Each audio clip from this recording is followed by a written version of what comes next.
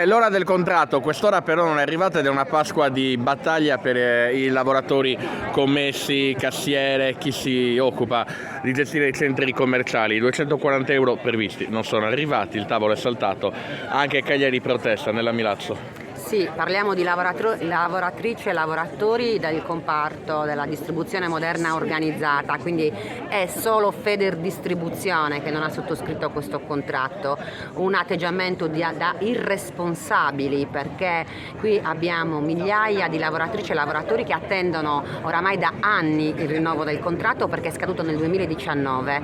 Loro non l'hanno, il tavolo è saltato perché in cambio del aumento salariale volevano prendersi indietro, peggiorare i diritti delle lavoratrici e dei lavoratori. Per noi questa cosa è inaccettabile e assolutamente da respingere. In parallelo Pasqua e Pasquetta a casa, non abbattere scontrini da parte delle clienti. Abbiamo chiesto questo ai nostri lavoratori e lavoratrici: non rendetevi disponibili a lavorare nei giorni festivi, perché questo è un modo anche di segnalare e di marcare il nostro disagio e la nostra protesta.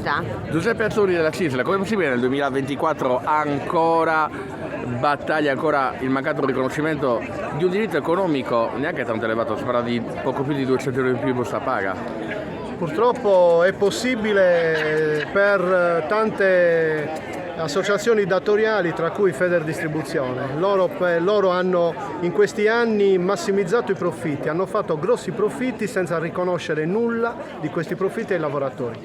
Noi riteniamo che non sia giusto scambiare pochi denari, perché le loro disponibilità erano veramente basse, rispetto ai diritti dei lavoratori. Noi vogliamo che a tutti i lavoratori del comparto del commercio sia riconosciuto il salario e siano riconosciuti i diritti, come già le altre categorie del commercio, Confesercenti e distribuzione cooperativa hanno già fatto. E poi c'è la questione delle festività, Pasqua e Pasquetta non solo, voi premette perché comunque solitamente nei giorni di festa i lavoratori possano restare a casa senza subire poi ritorsioni, minacce neanche tanto velate. Noi abbiamo sempre premuto per questo, perché il lavoro nelle giornate di festa non ci deve essere, ma qualora ci debba essere devono essere i lavoratori liberi di poterlo fare e non obbligati, e noi questo lo continueremo a fare al di là della protesta che facciamo nei confronti del rinnovo del contratto anche in futuro, proprio per una battaglia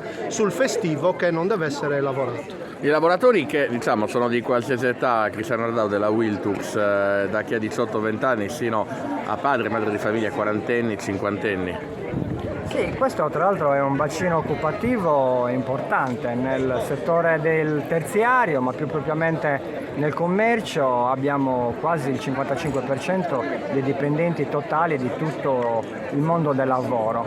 È incredibile che Federdistribuzione abbia questa difficoltà quasi genetica a rinnovare i contratti nazionali. Nel 2018 ha fatto la stessa cosa, lasciando il contratto scaduto da 45 mesi. In questo rinnovo contrattuale siamo a 51 mesi. In questi anni, nonostante la pandemia, l'inflazione, non ha protetto i suoi collaboratori. Li chiama collaboratori, ma di fatto sono sottomessi ai loro voleri, che sono quelli di voler massimizzare i profitti e lasciare i lavoratori perdere addirittura una retribuzione come capacità di reddito. Questo è inaccettabile nel 2024. La protesta oggi a ridosso della Pasqua, prossima protesta tra quanto? Noi adesso auspichiamo che Federdistribuzione si renda conto del grande disastro che ha fatto, ma soprattutto della brutta figura, perché delle 4 associazioni datoriali è l'unica che non ha rinnovato il contratto nazionale. Il momento della Pasqua servirà anche come momento di riflessione per Federdistribuzione, dato che è anche un momento